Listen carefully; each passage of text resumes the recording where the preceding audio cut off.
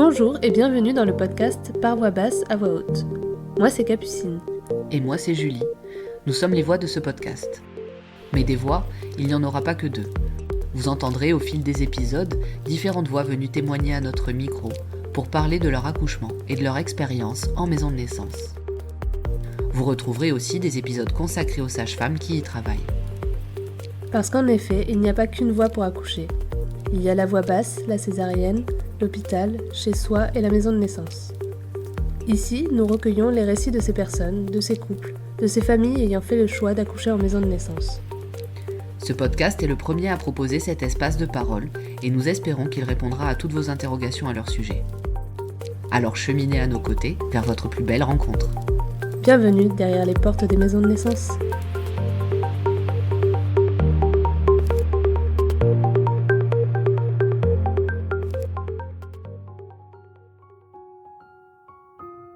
On dit souvent qu'un accouchement est inoubliable, mais certains pourraient même être qualifiés de rocambolesques.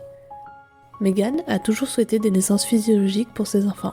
Pour son aîné, elle fera tout le travail de manière physiologique et finira la dernière poussée avec la péridurale. Cette expérience fut si riche qu'elle se tournera vers les maisons de naissance pour sa deuxième. Mais à Tahiti, à 6h du matin, il y a beaucoup d'embouteillages. Et pour se rendre à la maison de naissance, il n'y a qu'une seule route. Au rythme des vocalises, Megan, assise côté passager, suit le chemin de la naissance.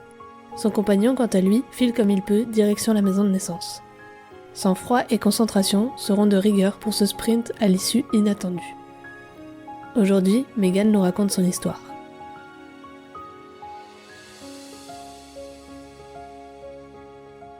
Bonjour Megan. Bonjour. Bienvenue dans notre podcast. Merci d'avoir accepté de témoigner pour nous. Merci à vous de me recevoir.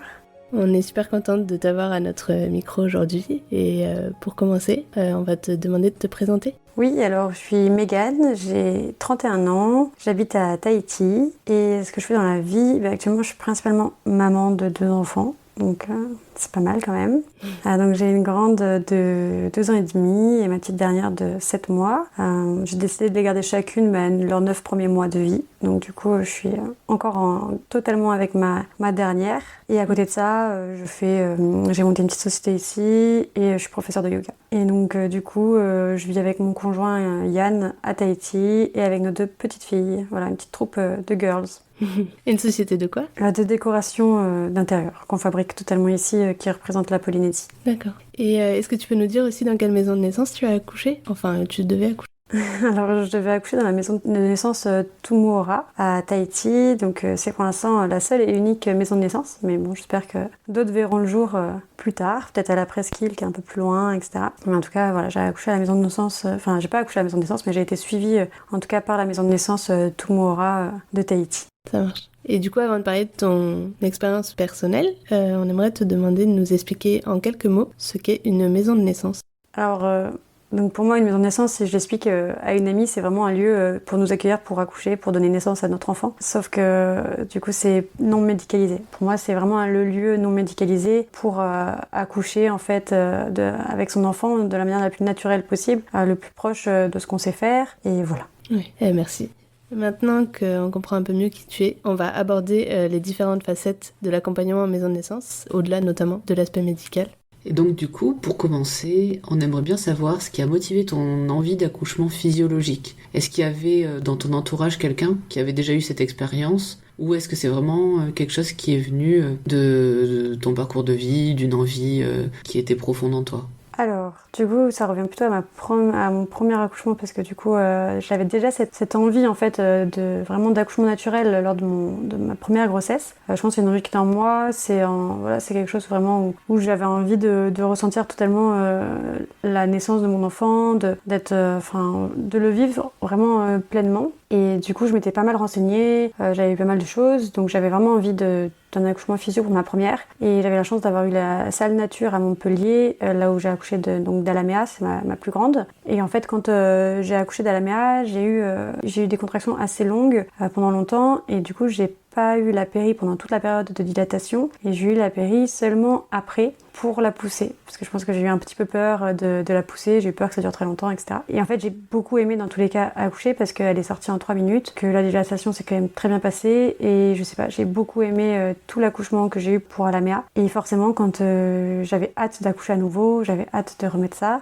Donc du coup, quand il a fallu prendre une décision pour l'accouchement, c'était une évidence que je repartais sur un accouchement physio. Cette fois-ci, j'avais beaucoup plus de notions du coup d'un accouchement vu que je l'avais déjà vécu. Donc ça me paraissait encore plus réalisable, on va dire. Et du coup, vraiment, quand j'ai entendu parler de cette maison de naissance, pour moi, c'était un gros soulagement parce que je me suis dit que ça allait rentrer vraiment dans la réalisation de ce que je souhaitais avoir comme accouchement. Et d'autant plus que j'avais toujours rêvé accoucher dans l'eau et que là, la maison de naissance rendait possible l'accouchement dans l'eau, physio et dans l'eau. Donc voilà. Donc, du coup, ça a été vraiment une première pour mon accouchement de ma plus grande. Ça a été vraiment une première expérience déjà pas mal physio parce que du coup, j'étais dans une salle nature avec le bain. C'était quand même déjà très agréable et enfin, je le redis, j'ai adoré accoucher. Et donc du coup, pour la deuxième, c'était vraiment une évidence que j'allais faire un accouchement physiologique pour moi. Après, une évidence, mais tout en me disant, je suis pas non plus maître totalement de mon accouchement. Mon bébé aussi va choisir comment elle va arriver, etc. Donc du coup, on est deux. Donc et puis après, il y a aussi des fois des enjeux médicaux qui rentrent en compte. Donc je savais très bien que l'objectif c'était la maison de naissance, le bain, etc. Mais après, j'étais très consciente et très sereine avec le fait que je pouvais éventuellement partir dans une césarienne, je pouvais éventuellement avoir besoin d'autre chose et du coup être transférée à l'hôpital. Enfin, j'étais très lucide vis-à-vis de ça et en fait, je pense que j'étais très tôt, à partir du moment où je savais que mon enfant n'allait plus naître en préma, j'étais très soulagée et prête à accoucher à tout moment et peu importe les conditions, même si j'avais bien évidemment au fond de moi une envie bien ancrée. Merci, du coup on comprend un petit peu mieux ce qui a fait que tu t'es dirigée vers Tumora et on voudrait savoir comment t'as connu les maisons de naissance. Alors, comment j'ai connu les maisons de naissance ? C'est une bonne question. Je pense que c'est par mes élèves qui participaient à mes cours de yoga, donc qui m'en avaient parlé, qui m'avaient parlé de cette maison de naissance. Et en fait, c'est une fois après enceinte, je pense même en avoir entendu parler avant d'avoir été enceinte, et après une fois enceinte, là, j'ai pris un rendez-vous pour vraiment les rencontrer, etc. Et après, je sais qu'en France, c'était pas encore, pour ma première, c'était pas encore très développé. Par contre, ce qui se faisait beaucoup, c'était la salle nature. Donc j'avais déjà une notion un peu de la salle nature. Je savais qu'il y avait des possibilités de se rapprocher d'un accouchement physio, même dans un cadre comme un hôpital ou une clinique. Mais là, vraiment, la maison de naissance, je l'ai découvert en fait en discutant avec des amis sur place. J'ai découvert qu'il y avait cette maison de naissance à Tahiti. T'en avais jamais entendu parler, par exemple, en te renseignant sur des réseaux ou dans des livres ou... C'est vraiment tes relations. Oui, c'est vraiment avec mes relations. Et quelle image tu te faisais des maisons de naissance quand on t'en parlait ? Alors, moi j'ai toujours un peu regardé aussi les accouchements à la maison, etc. C'est quelque chose qui m'a quand même toujours assez intriguée. Après, il y a des événements qui se sont passés autour de nous qui ont fait que j'aurais pas pu... on voulait pas, avec mon conjoint, qu'on fasse un accouchement à la maison pour pas prendre de risques. Et voilà, pour être vraiment plus serein. Et donc en fait, je voyais les maisons de naissance vraiment comme un lieu, comme si on pouvait accoucher à la maison, mais dans un cadre où quand même en sécurité quelque part. Enfin, avec pour moi plus de sécurité, en tout cas c'est comme ça que je le vois, que si on accouchait vraiment à la maison. Et après, j'avais aussi pas mal de retours d'une copine qui avait accouché aux Pays-Bas, qui m'avait expliqué un peu comment ça se passait là-bas.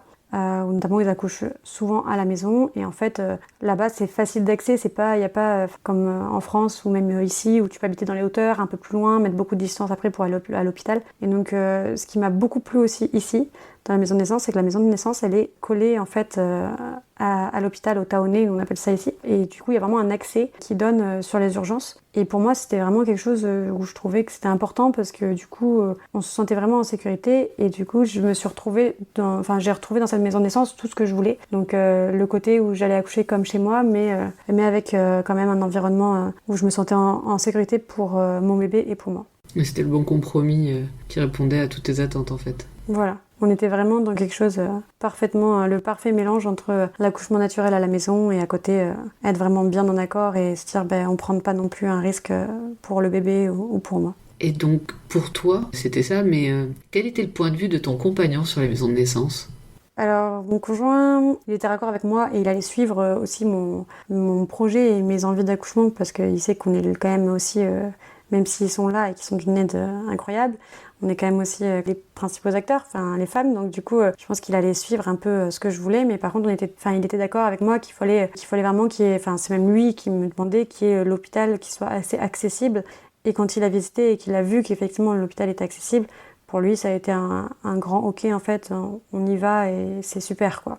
Et il a vraiment beaucoup aimé, le principe de cette maison, où on est comme à la maison, voilà, où il y a plusieurs possibilités d'accouchement, à la fois sur un lit, à la fois dans une baignoire, à la fois dans une piscine. Je pense que ça lui a beaucoup plu parce que voilà, il a cru à nouveau en ce projet d'accouchement physiologique. Et il a été d'un grand soutien, comme il avait pu le faire déjà avec mon premier accouchement. Donc il a suivi cette envie et il a beaucoup apprécié après avoir fait ça. Oui, c'était un bon compromis pour lui aussi et il te faisait confiance. Oui, voilà. Maintenant qu'on sait un petit peu plus comment vous avez découvert les maisons de naissance, comment tu as été amené à te diriger vers ça, on aimerait savoir un petit peu comment se sont passées les visites mensuelles, quels étaient un petit peu les actes pratiqués par les sages-femmes lors de ces visites. Alors, les visites mensuelles. Comment décrire un peu tout ça? Alors en fait, moi j'ai eu quand même j'ai contracté très très tôt. Donc je pense que j'ai fait plus que des visites mensuelles, j'ai fait des visites assez régulières. Et donc il y avait souvent des petits contrôles pour checker, pour être sûr que voilà, ce soit pas un démarrage au travail, que ce soit seulement des contractions qui ramènent pas le travail. Après ça a été il y a eu toute la partie aussi suivi où elle nous explique en fait qu'est-ce qu'est une maison de naissance, comment ça se passe un accouchement physio, comment ça se passe l'accouchement, qu'est-ce qu'on va ressentir, où on va, une fois l'accueil de bébé à la maison de naissance, les transferts éventuellement vers le Taoné, pourquoi est-ce qu'on pourrait être transféré. Il y a plein de thématiques en fait, donc il y a plusieurs cours et chaque cours a sa petite thématique en fait. Et donc là c'était vraiment plus pour le suivi, on va dire accouchement physio et maison de naissance, nous expliquer comment ça marchait. C'est vrai que comme moi je suis arrivée pour quand même un deuxième bébé, donc je pense que c'est pas pareil pour un premier. J'avais déjà plus de notions et puis moi je m'étais quand même beaucoup documentée à côté, etc.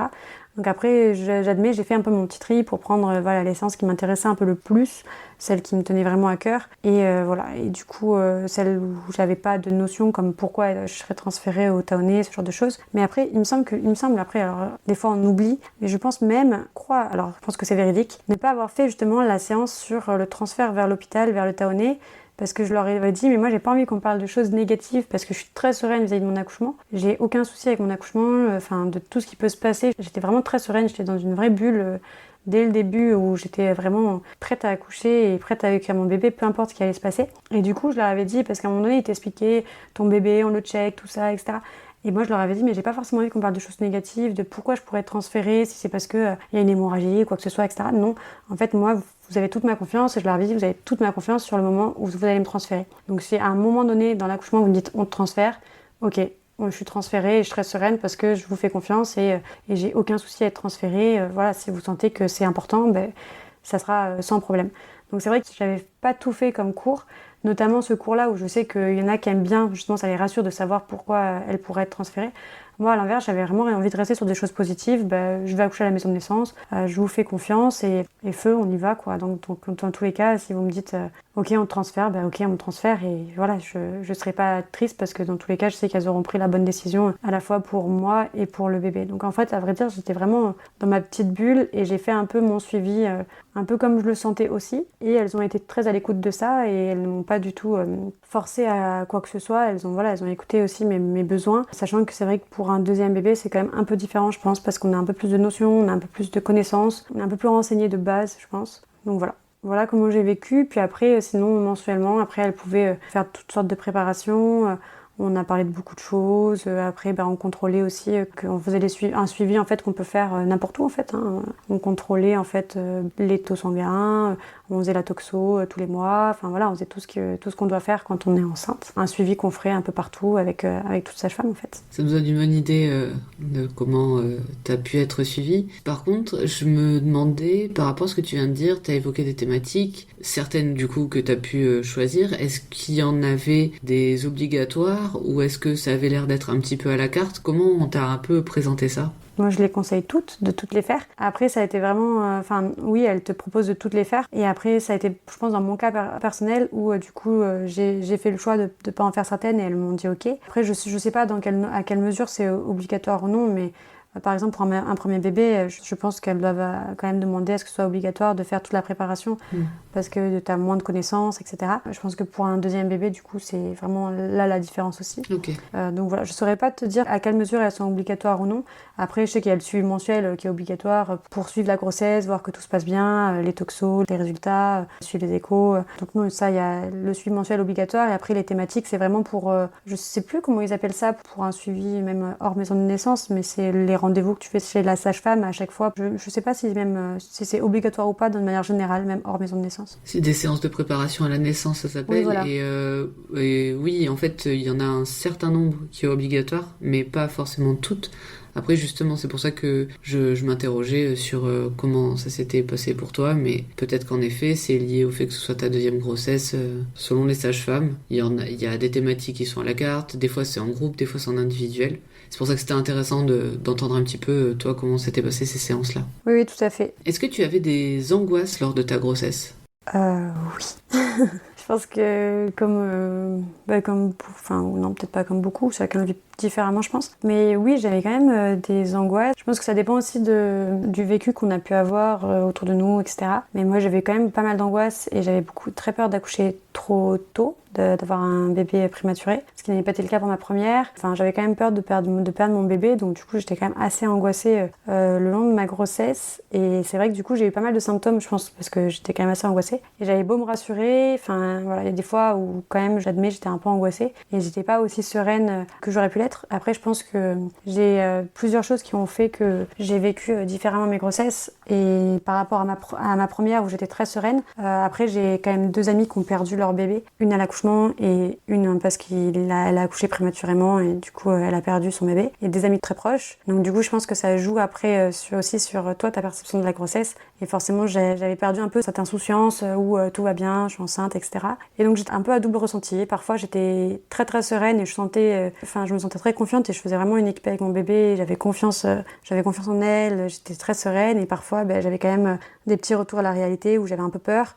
Surtout que comme je l'ai contracté très tôt, du coup j'avais vraiment des fois des angoisses d'accoucher trop vite, parce que des fois j'avais des contractions assez douloureuses assez tôt. Donc ça a été un peu la difficulté du début de la grossesse. Et comme par hasard, le moment où je savais que mon bébé n'allait plus être prématuré et que ça y est, je pouvais être sereine, je pouvais accoucher sans problème, là c'est le moment où j'ai vraiment bien profité aussi de ma grossesse. Et voilà, je suis même retournée, j'ai fait un peu de surf, j'ai fait plein de choses avec mon bébé, où vraiment j'ai eu mon 3e trimestre, ça a été vraiment pour moi le meilleur de toute ma grossesse, parce que du coup j'ai retrouvé la forme, la sérénité, voilà, je me suis sentie d'un coup apaisée. Et donc du coup ça a été beaucoup plus facile, et moi sur la fin, vraiment de profiter avec mon bébé. Et pourtant tout le long j'étais à la fois très confiante et je faisais beaucoup, j'avais une confiance en mon bébé, je me disais que ça allait aller, etc. Et à la fois j'étais partagée avec cette réalité des expériences que j'ai pu avoir autour de moi, qui faisait que j'avais quand même dans le fond un petit stress et une petite peur de perdre ce bébé que j'avais quand même attendu aussi, et que j'étais très contente qu'il soit là. Mais c'est bien d'avoir trouvé quand même un petit peu de paix. T'as été un peu libérée en fait sur la fin, c'est chouette que tu aies pu en profiter. On aimerait bien savoir aussi de quelle façon, du coup, vu que tu viens de nous dire que t'avais eu des petits stress et des angoisses du fait des vécus de ton entourage, comment les sages-femmes t'ont aidé à te rassurer et à traverser ces peurs ? Les sages-femmes, elles m'ont aidée tout au long, parce que clairement, elles étaient très présentes, parce que dès que j'avais un stress ou que j'avais besoin de contrôler, parce que j'avais l'impression que ça travaillait quand même assez fort et que peut-être que le col se modifiait un peu, etc., elles n'ont pas hésité à me faire venir à la maison de naissance autant de fois qu'il fallait. Elles me prenaient en rendez-vous dès qu'il y avait besoin. Elles m'ont toujours dit...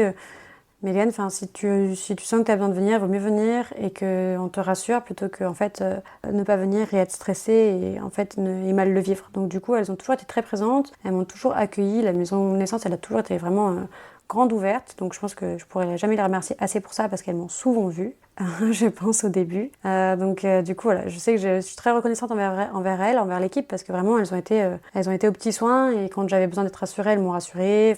Je savais aussi que je faisais un voyage à 6 mois de grossesse en France, donc qui n'est pas un petit voyage, à 6 mois et demi même, donc c'était pas un petit voyage, et j'avais le col qui était légèrement ouvert, etc. Donc elles m'ont quand même bien aidée, bien entourée, elles en ont quand même beaucoup discuté, elles m'ont beaucoup rassurée, et je pense que ça a été ça a permis aussi qu'au fur et à mesure, je me détende de plus en plus dans ma grossesse. Et voilà, je pense qu'elles ont compris aussi ma situation quand je discutais avec elles, mon vécu, mon ressenti. Et c'est vrai que je peux vraiment beaucoup les remercier aujourd'hui parce que elles ont répondu présentes par rapport à mes angoisses et elles ont su être présentes, même si parfois ça pouvait être à répétition, même si ça pouvait être peut-être parfois un peu trop souvent. Et elles ont quand même toujours été là.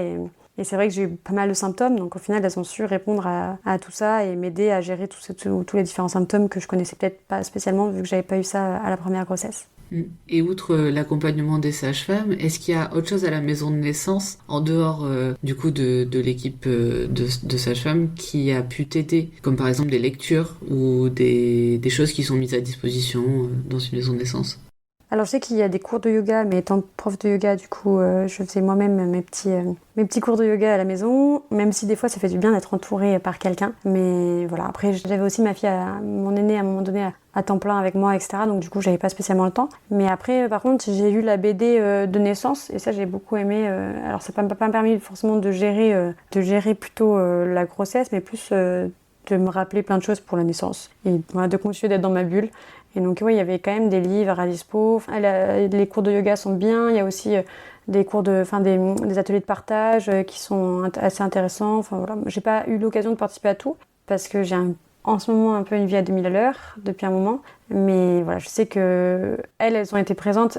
Ça a vraiment été le pilier. Ça a été les sages-femmes sur place qui ont toujours répondu présentes quand j'avais besoin. Très bien. Et en dehors de la maison de naissance, donc tu viens de dire que tu avais une vie à 2000 à l'heure, mais est-ce que malgré tout ça, malgré les séances de préparation dont tu nous as parlé tout à l'heure, malgré le nombre de fois que tu es allé à la maison de naissance, est-ce que tu as quand même eu l'occasion de voir d'autres professionnels de la périnatalité en dehors de la maison de naissance? Ça peut être de l'autonomie, du chant ou autre chose lié à l'accouchement et la grossesse. J'ai fait une séance d'hypnose à Tahiti, donc du coup j'ai fait une séance d'acupuncture au tout début parce que j'avais énormément de nausées et tout ça. Et après j'ai fait une séance d'hypnose, donc dans l'ordre j'ai fait comme ça. La séance d'hypnose c'était plus pour gérer justement tous les différents stress que je pouvais avoir vis-à-vis de la grossesse, etc.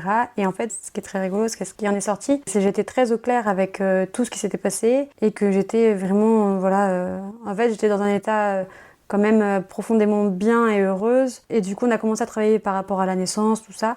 J'ai fait qu'une séance, ça m'a beaucoup plu parce que ça m'a rappelé... en fait, je me suis rendu compte en sortant que j'étais vraiment bien dans mes baskets et bien dans cette grossesse malgré les stress que je pouvais avoir. Et du coup, ça m'a fait du bien. Donc c'était assez agréable, c'était assez étonnant. Voilà. Et donc, à la fin de ta grossesse, tu nous disais tout à l'heure que ça s'était apaisé et que tu avais pu profiter de ton 3e trimestre. Quel regard tu avais sur tes angoisses à la fin de la grossesse? Est-ce que tu étais complètement apaisée? Ou est-ce que quand même jusqu'au bout, tu avais un petit stress sous-jacent? Je pense qu'en fait, à la fin, j'étais tellement focus sur mon accouchement que j'avais plus trop tous ces stress en fait de grossesse parce que maintenant j'étais dans l'étape suivante, c'était la rencontre, c'était l'accouchement, c'était sa naissance. Donc du coup, j'étais vraiment dans ma bulle vis-à-vis de ça. J'ai vraiment adoré accoucher la première fois et je crois que j'avais hâte d'accoucher une deuxième fois et de revivre cette expérience qui est quand même qui te prend aux tripes. Et du coup, je pense que après, à partir de mon 3e trimestre, j'allais dans mon next step, c'était la rencontre, et du coup, j'étais vraiment beaucoup plus sereine. J'avais une vision sur tout ce qui s'était passé, que je comprenais. En fait, je comprenais pourquoi j'avais été stressée, je savais pourquoi j'avais été stressée. Mais en même temps, je pense qu'aussi, j'ai fait une fausse couche juste avant, en fait, ma grossesse. Ça aussi, ça m'a mis aussi un stress de refaire une fausse couche. À un moment donné, à n'importe quelle étape de la grossesse, j'avais peur de refaire une fausse couche. Du coup, c'est vrai que je comprenais pourquoi j'avais vécu tout ça, parce qu'on sait que hormonalement, il y a plein de choses qui se modifient, que c'est un peu les montagnes russes, on va pas se mentir. Donc du coup, c'est vrai que j'étais passée à autre chose en fait, et j'avais compris pourquoi j'avais vécu tout ça. J'avais pas de regrets parce que j'avais quand même eu des très bons moments enceinte avec ma première qui vraiment a tout de suite compris, où vraiment ça a été super. Donc j'avais pas vraiment de regrets parce que j'ai fait énormément de choses. J'ai quand même fait un voyage en France avec elle, qui s'est quand même bien passé. Enfin, j'ai même fait un peu de snow pour la première fois enceinte à 6 mois et demi avec mon conjoint qui me tenait les mains sur une piste pour un bébé pour des enfants. Et en fait, voilà, j'ai essayé quand même de toujours, malgré la difficulté, malgré les angoisses, etc., prendre quand même des moments de partage avec elle, avec mon enfant qui était dans mon ventre, avec des moments chouettes, avec des moments sympas. Et au final, je me suis rendu compte que j'arrivais à quand même prendre ces moments-là. Du coup, j'ai encore plus ressenti vraiment au 3e trimestre où là, je me suis vraiment régalée dans ma grossesse. Ouais. Mais du coup, c'est vrai que c'est bien que tu aies trouvé cette petite bulle que tu as citée à plusieurs reprises. Et finalement, le plus important pour arriver, comme tu disais, au next step et au moment de l'accouchement, c'est d'être apaisé et serein pour pouvoir le vivre de la meilleure façon. Oui, je suis d'accord. Totalement. Je pense que c'était important que j'arrive à faire abstraction à tout ça pour vraiment commencer à me concentrer sur ce qui allait arriver et ce qui allait être aussi un moment très fort. En parlant de se concentrer sur ce qui allait arriver, de ce qu'on a compris, t'avais pas tellement d'angoisse mais plutôt hâte. Et maintenant on aimerait bien que tu nous racontes le jour J. Et oui, j'imagine. On y vient. Donc du coup, moi j'ai accouché pour Tia. J'ai commencé à avoir des contractions un peu la veille. Je sentais que mon ventre était quand même bien durci, etc. Et je savais que pour Alamea, ma première, j'avais aussi eu des contractions la veille qui après étaient assez régulières, on va dire toutes les 15-20 minutes. Mais voilà, donc pour l'instant, je savais que ça allait pas tarder à arriver et donc je me sentais un peu prête. Ça fait un moment que j'étais prête, je pense. Et donc j'ai eu des contractions qui se sont accélérées vers 3h du matin, je dirais. Ce qui est cool, c'est que j'ai quand même des amis aussi en France qui sont dans un décalage totalement horaire. Donc je pouvais écrire à une bonne amie en disant bon bah voilà, je pense que ça va arriver. Ça m'occupait aussi un peu l'esprit parce que du coup elle était réveillée vu que moi j'étais la seule dans ma maison toute calme. Sachant que j'avais aussi mes parents qui étaient là pour garder justement mon aîné au cas où j'accouchais. Et au final, donc les contractions démarrent et puis voilà, je continue d'être dans ma petite bulle, je fais ma petite vie, je me dis bah allez, ça va arriver, c'est chouette, c'est cool, donc je prends le temps. Alors je sais pas pourquoi, mais je me suis épilée, je me suis mis à faire mes ongles entre les contractions, donc les contractions étaient quand même assez fortes. Ça commençait à monter en puissance, à se rapprocher, mais voilà, je gérais entre deux sur le ballon, après je me coupais les ongles. Enfin, vraiment des trucs de fille où je prenais soin de moi. Je me disais bon bah voilà, ça va arriver et ben c'est le moment de prendre soin de moi avant de vivre tout ça. Et alors, je sais absolument pas pourquoi ça m'est venu de faire ça en tête, mais voilà, du coup peut-être parce qu'à 4h30 du matin je savais pas trop quoi faire d'autre. Et donc voilà, donc je me suis mis à faire tout ça. Puis en fait mon conjoint se lève assez tôt, il se lève à 5h parce qu'il part à 5h45 pour aller travailler. Donc du coup à 5h il se réveille et tout, il me dit ah ça va, parce que moi pour l'instant je l'avais pas réveillé, je gérais mes petites contractions toute seule. Et je lui dis, bah écoute, ça va, j'ai envoyé un message à la maison de naissance, je leur ai dit que c'était pour aujourd'hui, je sais pas trop quand, mais c'est pour aujourd'hui. Et il me dit, ok, est-ce que je vais travailler ou pas, est-ce que je pars ce matin? Il travaillait que le matin, ce jour-là. Et en fait, je lui dis, bah écoute, je sais pas, on attend encore un petit peu, prépare-toi, on attend encore un petit peu, puis on voit. Dans ma tête, bon, je savais quand même que ça allait pas tarder à arriver, donc bon. Puis au final, il me regarde, il me fait non, mais je vais annuler ma consultation, donc il est médecin ORL. Et donc du coup, il me dit, ok, j'annule, je vais annuler, là, je sens que ça va arriver et tout, j'annule. Donc tout le monde se réveille un petit peu, ma grande dormait encore, mes parents se réveillent, bon, ils voient que ça arrive bientôt. Je reste dans ma chambre, tranquille à gérer, mon conjoint il commence à m'aider, à me masser et tout, à appuyer sur les points. Puis ça commence à monter en intensité et tout, et puis même moi je le sens, hein, je me dis bon, il va falloir qu'on pense à bientôt partir.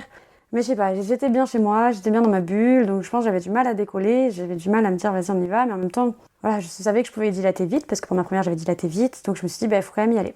Et là en fait c'est même lui qui me dit, enfin moi je lui dis pas on va y aller, j'étais vraiment dans ma bulle, et il me dit Mégane, il est 6h du matin, à 6h du matin il y a des bouchons, il va falloir y aller. Et en fait dans ma tête là je me dis waouh, des bouchons, comment ça des bouchons? Moi je prends jamais la route à 6h du matin, donc clairement cette notion de bouchon était vraiment loin pour moi, parce qu'à Tahiti il faut savoir qu'il y a une seule route qui fait le tour de l'île, donc une seule route pour aller à la maison de naissance, il n'y a pas le choix, c'est cette route-là. Ah oui, la pression. Ouais, la pression. Là je me dis ah, ok, il y a des bouchons, bon il faut y aller, est-ce que je reste à la maison pour accoucher à la maison? Je me dis non quand même. Aucun de nous est prêt à ça. Ma fille, elle est pas du tout au courant. On lui a vraiment pas expliqué comment ça pouvait se passer. Enfin voilà, il faut savoir qu'en plus moi je hurle sur chaque contraction. Quand je suis vraiment au pic de la douleur, j'ai besoin de hurler. En fait, je peux comprendre que le chant ça aide parce que personnellement moi j'ai besoin de hurler. Je hurle dès que la contraction arrive et je m'arrête une fois que la contraction elle est partie. Et en fait, ça me permet vraiment de me concentrer sur autre chose. Mais quand je dis que je hurle, c'est de toutes mes forces en fait, et ça me maintient en fait le temps de la contraction. Et c'était le cas pour ma première et ça s'est révélé être le cas pour ma deuxième aussi. Je pense que mon conjoint a toujours été un peu choqué d'à quel point je pouvais hurler, mais et je pense qu'il le dit encore. La première fois pour mon premier accouchement, il était très étonné de à quel point j'hurlais fort. Et au final, j'ai fait la même chose pour ma deuxième, mais ça m'a vraiment beaucoup aidé à gérer les contractions.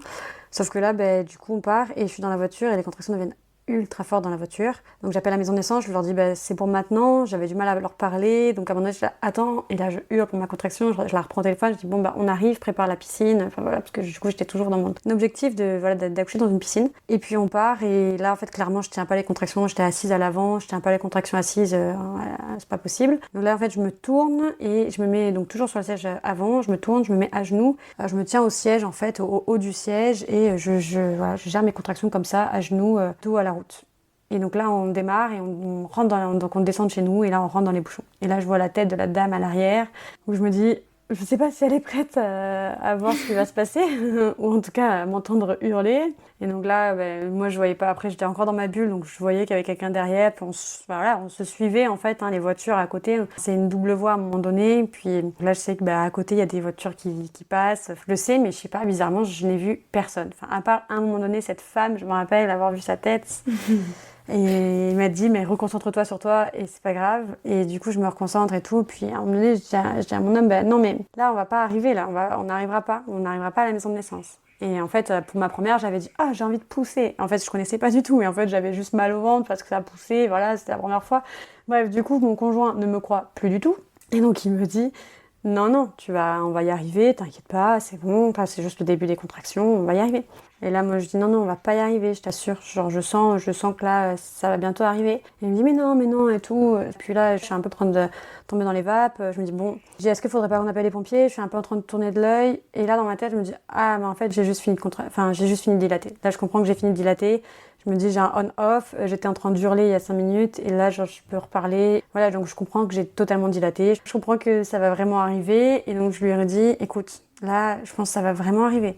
Et là, du coup, il met sa main pour voir s'il sentait la tête. Et vous rouliez ou vous étiez coincé dans les bouchons en statique? Ah oui, on roulait, oui. On était coincés dans les bouchons, mais on roulait quand même. D'accord. On avançait tout doucement, mais on avançait quand même. Donc lui, il regardait devant et il me parlait en même temps. Et à un moment donné, donc il met sa main, en fait, pour sentir. Il me dit, attends, je vais voir si je sens la tête, machin et tout. Je dis, mais je sens qu'elle descend, en fait. Et en fait, là, je commence à sentir qu'elle s'engage avec la danse, en fait, vraiment dans le ventre. Donc je sens vraiment qu'elle tourne, etc. Et puis je sens mon ventre qui descend, en fait, et prêt à sortir. Et là, du coup, je fais une première poussée et en fait, ça perce la poche des os sur sa main, en fait. Ouais. Donc là, il fait, attends, je vais vérifier s'il y a sa tête. Et en fait, il y a la poche des os, mais qui explose sur sa main. Et là, il me regarde, il fait, ok, oui, d'accord. Bon, là, c'est la poche des os, ça va le faire. On va y arriver quand même. On va atteindre. Et puis moi, je regarde autour de moi quand même un petit peu. Je me dis, waouh, on est que là. Dans le déni, quoi. Lui, il était totalement dans le déni. Enfin, ou il me croyait pas, je sais pas, parce que comme pour la première, j'avais fait le coup un peu, j'ai un peu envie de pousser, mais en fait, je savais pas trop encore ce que c'était. Sauf que là, je sentais vraiment tout et je sentais vraiment, vraiment bien. Peut-être que le fait d'être dans la voiture aussi, j'étais vraiment concentrée là-dessus et vraiment dans ma petite bulle quand même. Et donc je me dis, bon, écoute, ok et tout. Et en fait, je sens que je dois pousser une deuxième fois. Et donc du coup, je me retourne et je me mets à poil. Et là, il me regarde, il me fait, qu'est-ce que tu fais? Je fais, je vais accoucher. Et j'ai fait, c'est trop tard, elle arrive. Je dis, là, sa tête, elle est entre mes jambes dans 2 secondes. Enfin, je dois pousser et elle va arriver, quoi. Et là, donc, du coup, il me regarde, et je regarde devant moi, parce que du coup, je m'étais retournée, j'avais mis les pieds, du coup, sur le tableau de bord. Et en fait, je regarde devant moi, et je vois qu'on est en train de rentrer dans le camion qu'il y a devant nous, enfin, dans la petite camionnette. Et là, je dis, Yann, attention! Et là, il freine d'un coup, et là, il dit, ok, il faut que je m'arrête. Donc là, il s'arrête sur le bord de la route. Entre-temps, il avait appelé la maison de naissance quand j'ai perdu la poche des os. Juste avant de se garer, il me dit, il appelle la maison de naissance, il dit, c'est trop tard, elle accouche, et il lance le téléphone dans la voiture. Puis dans la panique, il se dit, il faut qu'on avance. Donc il se met sur l'arrêt de bus, il sort de la voiture, il avait donc lancé le téléphone, sans raccrocher à la maison de naissance, en fait. Donc la maison de naissance est restée en ligne tout le long, ça je l'ai su qu'après. Donc en fait, il avait lancé le téléphone. Et il prend son téléphone et il dit à un jeune, appelle le SAMU, ma femme m'accouche. Je pense qu'il devait avoir 18 ans peut-être, je sais pas trop. Je l'ai jamais revu. Et du coup, donc je sais pas, peut-être que je l'ai traumatisé d'ailleurs, le pauvre. J'aimerais bien qu'il sache que tout s'est bien passé et que ça va. Et du coup, il dit, j'ai pas de téléphone, j'ai pas de Vini. Le Vini, c'est le téléphone ici. Il dit, j'ai pas, et du coup, il lui lance son téléphone, il appelle et donc le jeune appelle le SAMU, etc. Et entre-temps, il avait des champs opératoires, donc c'est des longs tissus qu'il utilise lui quand il opère ses patients dans la voiture qu'il devait apporter à son cabinet, tout neuf. Et donc du coup il commence à vouloir m'allonger les champs, mettre les champs sur le trottoir pour me sortir de la voiture. Donc il revient à moi, il fait, je vais te sortir de la voiture et tout, et je regarde, il fait, c'est trop tard, je vais pousser. Et en fait je dis, c'est fini là, je pousse. Et en fait du coup je me mets une jambe sur la porte, en fait, une jambe sur le tableau de bord. J'ai basculé un petit peu mes fesses pour pouvoir vraiment voir ce que je faisais. Et donc là, je pousse. Et contraction, je pousse et j'accompagne. Donc j'ouvre en même temps et je vois sa tête sortir. Et là, je continue de pousser. Et là, la tête qui sort. Et là, Yann, ça me fait toujours très rire quand il raconte ce moment-là de l'accouchement parce qu'en fait, on se retrouve avec sa tête vraiment entre mes jambes. Donc là, on se regarde. Il n'y avait que sa tête qui était sortie. Et là, on se dit, waouh, ok. Donc c'est quoi la suite ? Et donc en fait du coup Yann, je lui dis, il est médecin et tout, je me dis peut-être que, en fait je me souviens qu'il n'avait jamais fait d'accouchement, une césarienne oui, mais pas d'accouchement à part le mien. Donc du coup je lui regarde, je fais oui, enfin moi je savais que tu pouvais faire passer les épaules un peu plus délicatement, etc. Je sais que j'étais pas du tout dans une position physio parce que du coup j'avais les fesses un peu refermées, enfin, mais en même temps ça me permettait de voir ce que je faisais, donc je voulais pas changer de position parce que je voyais très bien ce que je faisais, donc c'était important pour moi de voir ce que je faisais pour pouvoir contrôler. Et là je lui dis, alors est-ce que tu peux tourner un peu avec ses épaules, passer pour tourner? Et là, elle me regarde, non, je peux rien faire. Là, je peux rien faire, je vais pas tirer sur sa tête, franchement, je peux pas. Et du coup, je regarde, je fais, ok. Et dans ma tête, je me dis, oui, c'est vrai, il est pas sage-femme, il a pas fait d'accouchement, il est pas sage-femme. Déjà, il est pas en train de tomber par terre, c'est déjà bien, on est ok. Donc du coup, je dis, ok, c'est pas... je lui dis, écoute, je vais pousser de toutes mes forces. Et on savait que c'était gluant un bébé. Et je lui dis, par contre, tiens-la bien, enfin, il faut pas qu'elle tombe. Je savais dans ma tête que j'étais haute comparée vraiment au sol. Et je lui dis, il faut que tu la tiennes parce que vraiment, je vais pousser et elle va sortir, c'est sûr. Et voilà, je pouvais plus la laisser j'avais peur, en fait. J'avais peur de la laisser, en fait, et qu'elle soit vraiment avec son cou, en fait, là. Enfin, ça me faisait peur de voir que sa tête et de me dire, elle est pas encore sortie. Ça se trouve, elle est quand même encore un peu en souffrance et tout. Donc, il faut vraiment que je l'aide, quoi. Donc, dans ma tête, je me dis, il faut que je l'aide, il faut que je pousse de toutes mes forces. Donc, je lui dis, tu la tiens, je vais pousser, ça va arriver. Et là, donc, contraction, je pousse de toutes mes forces et elle sort comme un boulet de canon, en entière. Donc, du coup, jusqu'au pied. Et là, donc, je revois mon conjoint la récupérer, un peu comme le roi lion. Je la vois avec notre bébé dans les mains, me regarder et me dire, ça y est, elle est là. Et là, il me dit, chérie, il savait plus quoi faire, qu'est-ce qui se passait. Enfin, je pense que on était dans un autre monde, dans une autre dimension, vraiment, on était totalement ailleurs. Après, j'avais toujours dit, on verra bien ce que nous réserve cet accouchement, j'ai hâte, mais on verra bien ce que ça nous réserve. Ça n'a pas loupé, c'était une grosse surprise.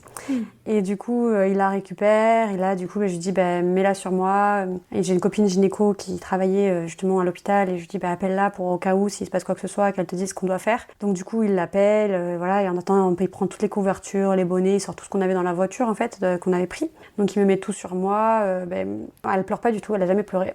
Et là, je me dis, est-ce que tout va bien? On se pose quand même des questions. Et en fait, surtout Yann, parce qu'il l'a pas vraiment vu, il a tout supposé sur moi. Et donc, je pense qu'il a eu un petit moment de stress parce qu'elle a pas pleuré. Mais moi, j'ai tout de suite vu qu'elle avait fait un petit bruit et qu'elle respirait et que c'est bon, qu'elle était avec moi.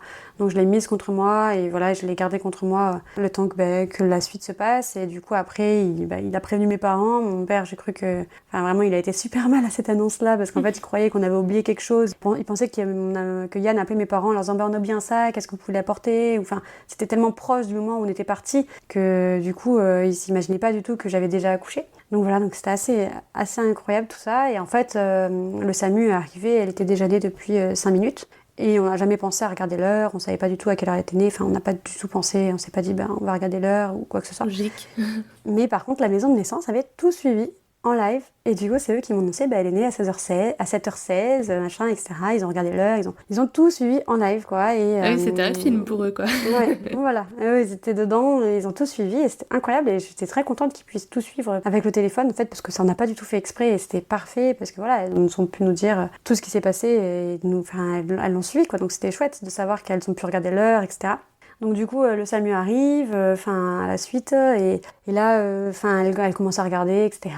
Donc elle donne de quoi couper le cordon pour que Yann y coupe le cordon. Donc bon, après ça, comme ça faisait un petit moment que de toute façon, moi j'avais envie qu'on coupe le cordon un peu plus tardivement, etc. Mais ça faisait déjà un petit moment de toute façon qu'on était là, que j'avais accouché, etc. Donc c'était bon, il pouvait couper le cordon, donc il coupe le cordon. Puis au final, c'est pas fini, évidemment. À un moment donné, les contractions reprennent. Et là, je me dis, on y retourne, c'est le deuxième round, il faut sortir le placenta.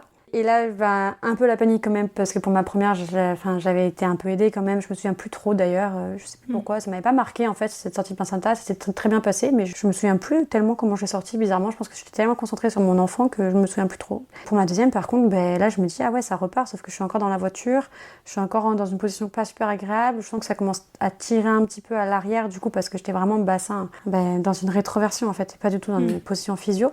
Et là, je me dis, est-ce que je vais pouvoir sortir mon placenta comme ça?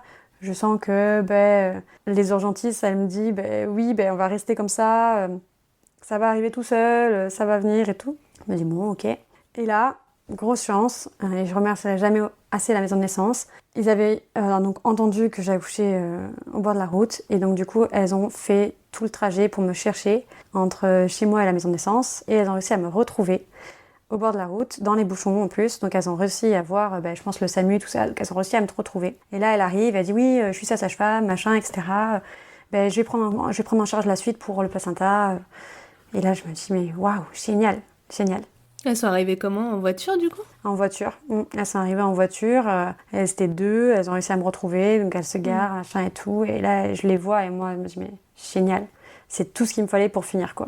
Et du coup, un gros moment, genre, je me sens vraiment là en sécurité. Et là, j'y vais les yeux fermés. Et donc, elle me dit, Mégane, je sais que t'es nue, je sais que t'es au bord de la route.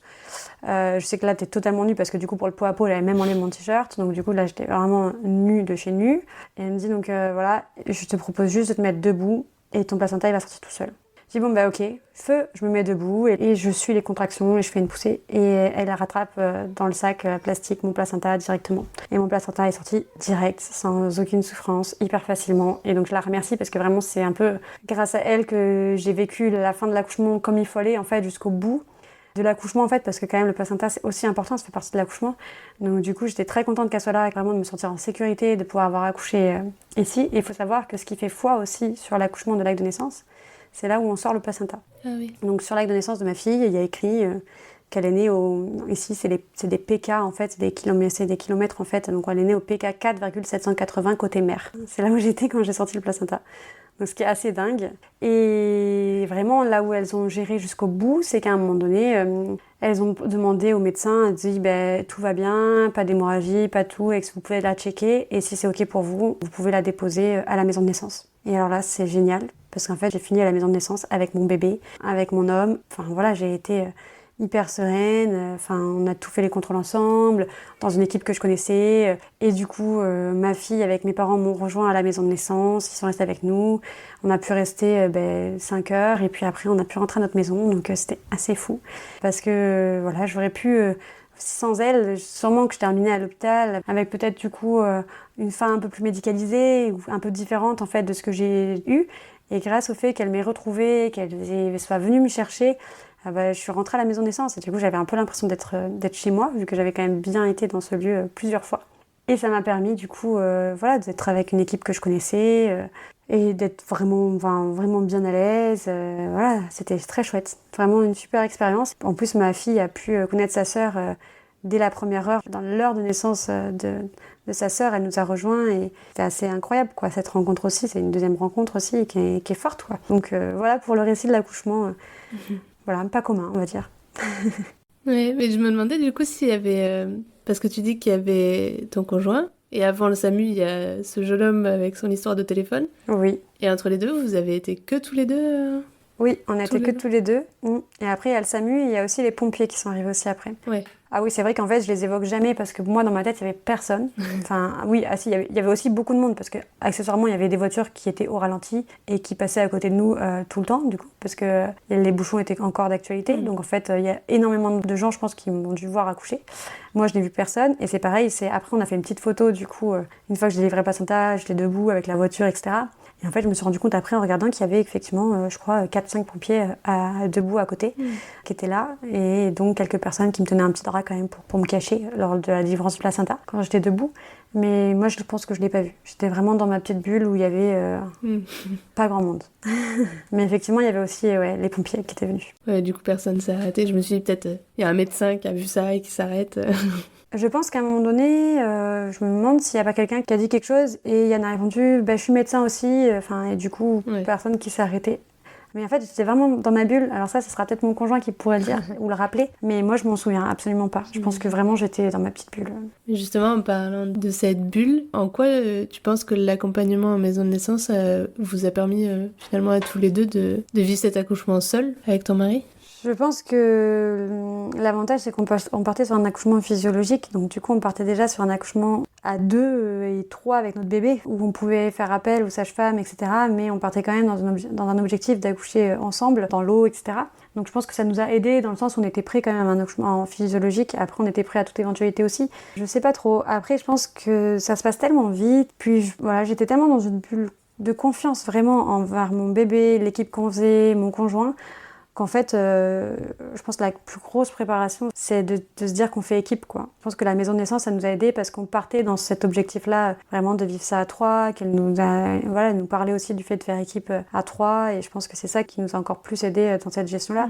Après, honnêtement, je pense que tout se passe tellement vite qu'en fait tu laisses juste faire ton corps, tu laisses faire ton instinct, tu te fais confiance et t'as pas le temps Enfin, tout le monde m'a demandé, mais vous avez dû avoir sacrément peur et tout. En fait, non, t'as pas peur. T'as juste envie que ton bébé après il soit là et voilà, une fois que ça respire et tout, c'est bon et la rencontre est faite, quoi. Donc non, c'était assez incroyable. Et pour la petite anecdote, quand on a accouché et qu'il a donc récupéré notre bébé, on a eu l'impression de revivre exactement l'accouchement de notre première parce que c'était exactement la même tête. C'était exactement le même bébé. Et donc du coup, on s'est regardé, on s'est dit waouh, qu'est-ce qui se passe? On vient de faire un retour arrière de 2 ans. Une photocopie. C'était une photocopie et elle se ressemble effectivement beaucoup. Ouais, c'est une sacrée histoire à raconter plus tard en tout cas. Ah oui. C'est une histoire qu'on a déjà beaucoup racontée et qu'on aime beaucoup raconter parce que J'imagine. c'est assez incroyable. Oui, ça c'est fou.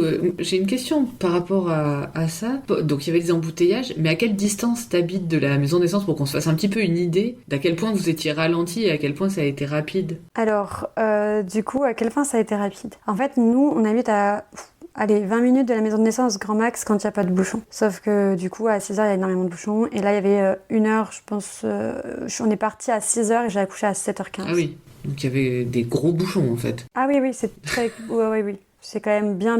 Il y a quand même des gros bouchons. Le matin, tout le monde sait que il faut pas partir à cette heure-là. Sauf peut-être ma fille, qui s'est dit, tiens...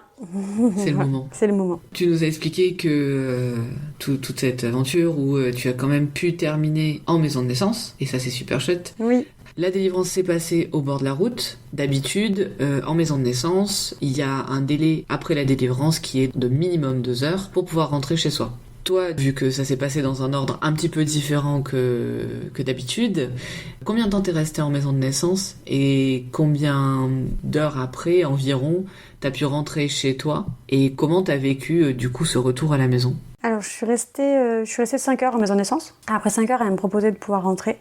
Et je me sentais très bien pour rentrer. En fait, j'étais vraiment bien. J'ai pas déchiré, j'ai pas eu beaucoup de choses. Donc, j'ai eu quelques petits points assez superficiels. Donc, je me sentais vraiment bien. Tia, donc ma petite fille, elle est vraiment très bien aussi. Et je me sentais bien. Et en fait, j'avais besoin de ce retour à la maison pour aussi ma grande, pour être avec ma grande, être dans notre cocon à nous, même si la maison de naissance, c'est un petit cocon aussi. Enfin, pour moi, c'est vraiment une super expérience d'avoir pu rentrer après 5 heures et de pas avoir passé autant de temps à la maternité que pour un premier enfant où effectivement en hôpital j'étais restée plusieurs jours à la maternité.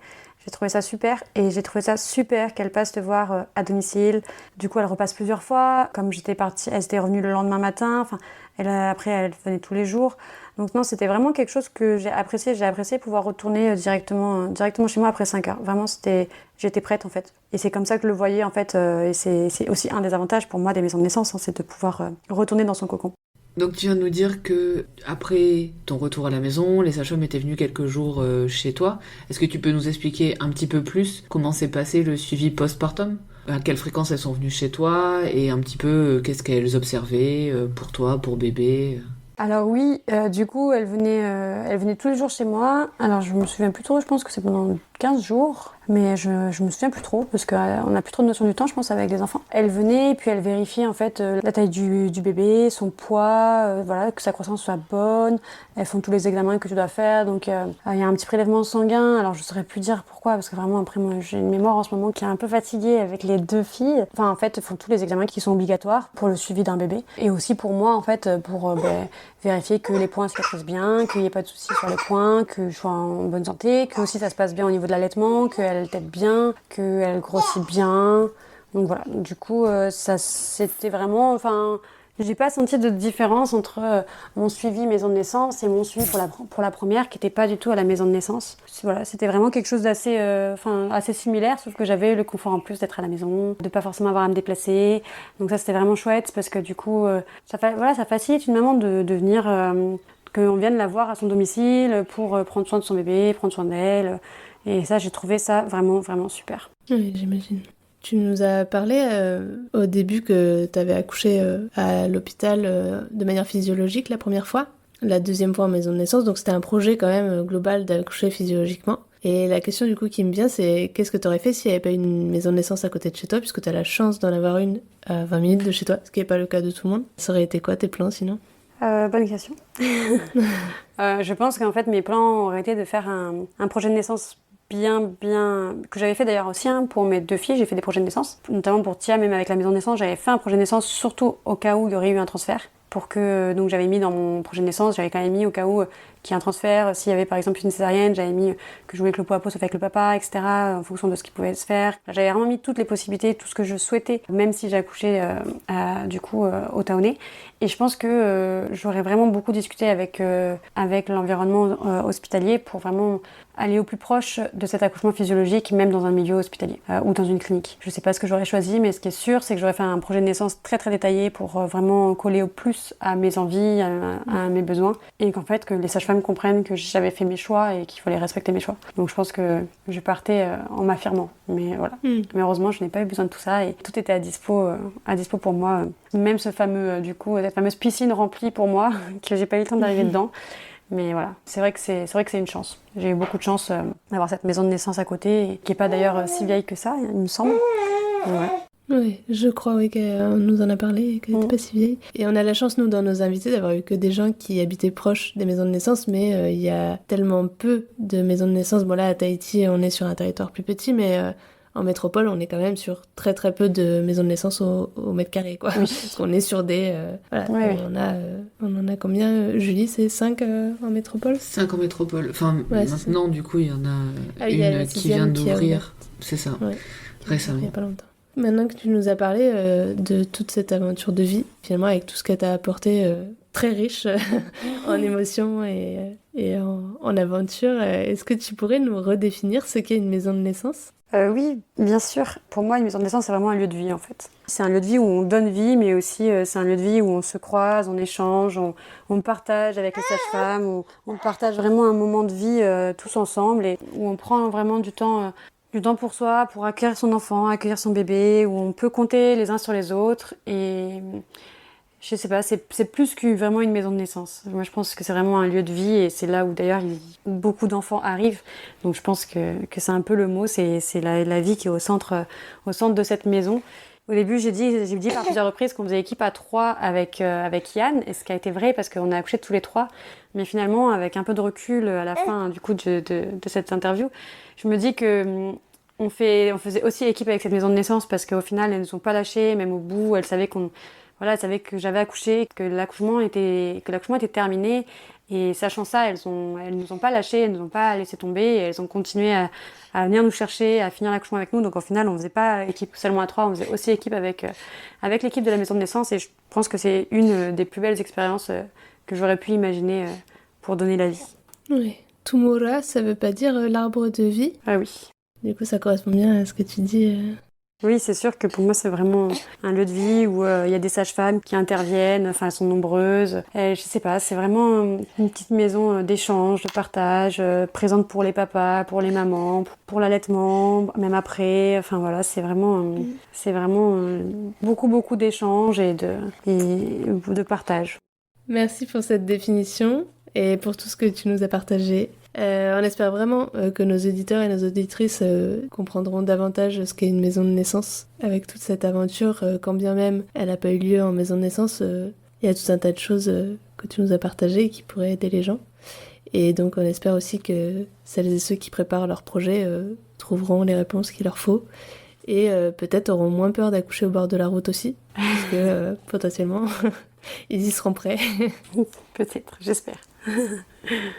Oui, merci pour ce partage et la confiance que tu nous as accordée. Et avant de nous quitter, on aimerait te poser une toute dernière question. Est-ce que tu aurais une petite astuce, un petit tips à partager aux personnes qui nous écoutent et qui souhaitent accoucher physiologiquement ? Oui, en soi, il y en a plein, mais je pense que pour moi, le plus important, et je pense que j'en ai parlé plusieurs fois, c'est vraiment de se faire confiance. C'est très cool d'écouter plein de podcasts, plein de choses différentes, mais en fait, l'accouchement, il est toujours différent d'une personne à une autre. C'est pas parce que la copine, elle a galéré que nous, on va galérer. C'est pas parce que il y a eu un accouchement difficile dans notre entourage que ce sera pareil pour nous. Écouter des podcasts, tout ça, c'est cool, je le recommande.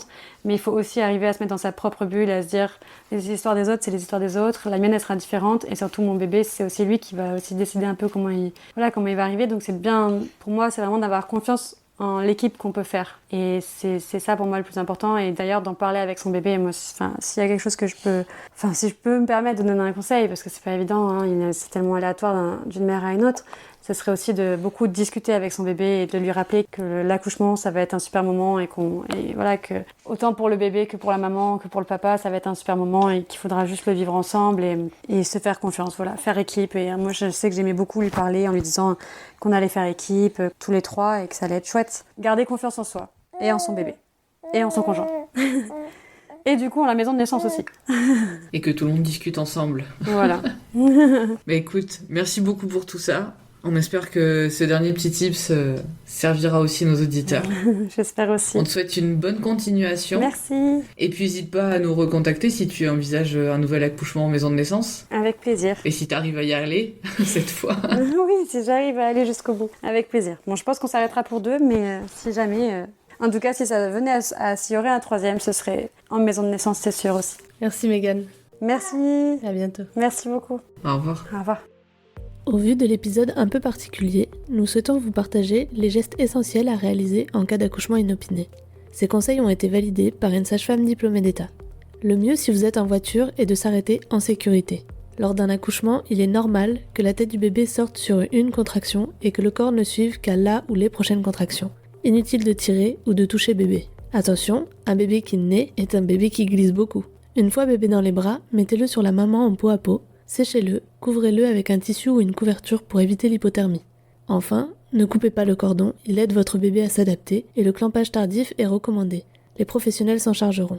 Si bébé semble avoir des difficultés à respirer, frottez-lui le dos, frictionnez-le et parlez-lui. Cela arrive et peut être normal. Si ce n'est pas suffisant, appelez les secours ou votre sage-femme pour avoir des conseils par téléphone en attendant l'arrivée des professionnels. Pour finir, respirez un grand coup et dites bonjour à votre bébé.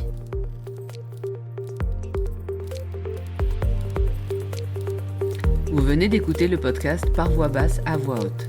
Si vous avez aimé cet épisode, partagez-le autour de vous. C'est le meilleur moyen pour notre podcast de rester visible. N'hésitez pas à vous abonner si vous voulez être notifié des prochains épisodes. Merci encore d'être là avec nous et d'écouter ces moments de vie uniques et intenses. À la semaine prochaine pour un nouvel épisode. Et n'oubliez pas, il n'y a pas de bon accouchement. L'histoire qui compte, c'est votre rencontre.